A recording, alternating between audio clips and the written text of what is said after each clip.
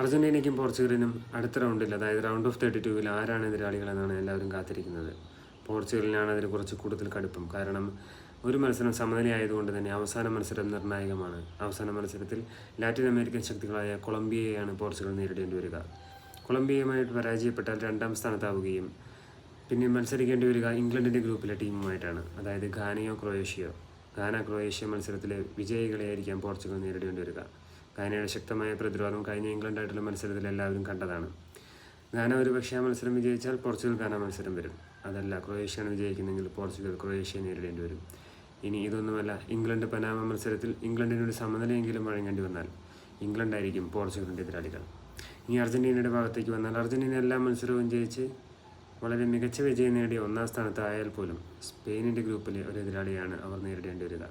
ഒരുപക്ഷെ സ്പെയിൻ അടുത്ത മത്സരത്തിൽ ഉറുഗ്വേയായി മത്സരിക്കുമ്പോൾ, ശക്തരായ ഉറുഗ്വേയായി മത്സരിക്കുന്നതുകൊണ്ട് തന്നെ പരാജയപ്പെട്ടാൽ സ്പെയിനായിരിക്കും അർജൻറ്റീനയുടെ എതിരാളികൾ.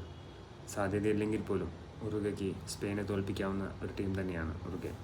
അതിനാൽ സ്പെയിൻ അർജൻറ്റീന മത്സരവും വരാൻ സാധ്യതയുള്ളൊരു മത്സരമായി തന്നെ കണക്കാക്കുന്നു.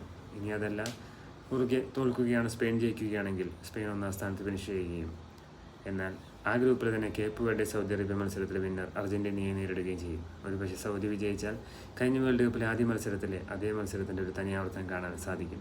അർജൻറ്റീനയ്ക്ക് വേണമെങ്കിൽ അതിനുള്ള പകരം വീട്ടുകയോ മത്സരം വിജയിക്കുകയോ ചെയ്ത് അടുത്ത റൗണ്ടിലേക്ക് കടക്കാവുന്നതുമാണ്. അതുപോലെ തന്നെ ഫ്രാൻസ് നോർവേ മത്സരവും എല്ലാവരും കാത്തിരിക്കുന്ന മത്സരമാണ്. ഫ്രാൻസിന് അതിനൊരു അഡ്വാൻറ്റേജ് ഉള്ളത്, ആ മത്സരത്തിൽ പരാജയപ്പെട്ടാൽ പോലും ഈ ഗ്രൂപ്പിലെ 2ാം സ്ഥാനക്കാരുമായി മാത്രമാണ് റൗണ്ട് ഓഫ് 32-ൽ മത്സരിക്കേണ്ടി വരികയുള്ളൂ.